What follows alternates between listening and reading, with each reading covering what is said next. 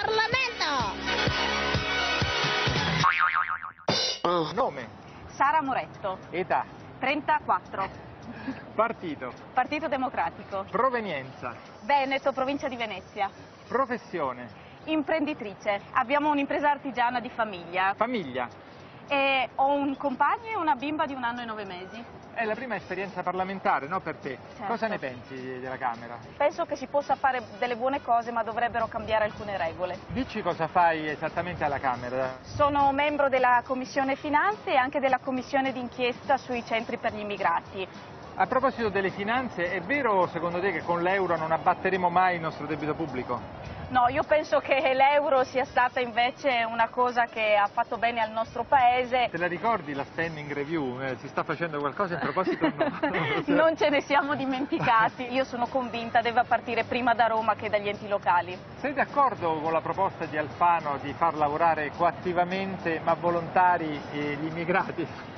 Io penso di sì, penso che sarebbe più dignitoso per loro, che sarebbe più facile anche la convivenza nelle piccole comunità locali, quindi penso che sia una buona proposta. In Veneto il PD ha preso una bella botta, ecco. Il Direi problema sì. qual è stata? La proposta o il candidato? Penso che Alessandra Moretti abbia fatto tutto ciò che era nelle sue possibilità, si è impegnata tantissimo, non siamo stati in grado di presentare fino in fondo la voglia di cambiamento che penso ci sia anche nei veneti. Alla Camera hai proposto il trattamento sanitario obbligatorio contro l'anoressia, però alcune associazioni e alcune ONG dicono che è una sciocchezza. Io ho riscontrato però anche molti sostegni da società scientifiche, di esperti e soprattutto dalle famiglie di queste persone. Il trattamento sanitario obbligatorio è volto a salvare la vita di persone che a causa del loro problema psichico giungono ad arrivare a pesare a 25 kg e quindi a mettere a rischio la loro vita. Sei contraria invece al reddito di cittadinanza, perché?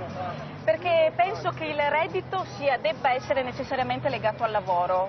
Tu ti definiresti una renziana della prima ora?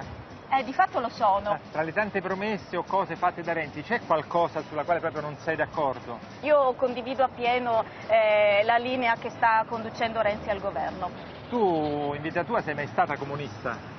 No, per questioni anagrafiche sono stata comunque iscritta ai Democratici di Sinistra. Te la sentiresti salutare Matteo col pugno chiuso?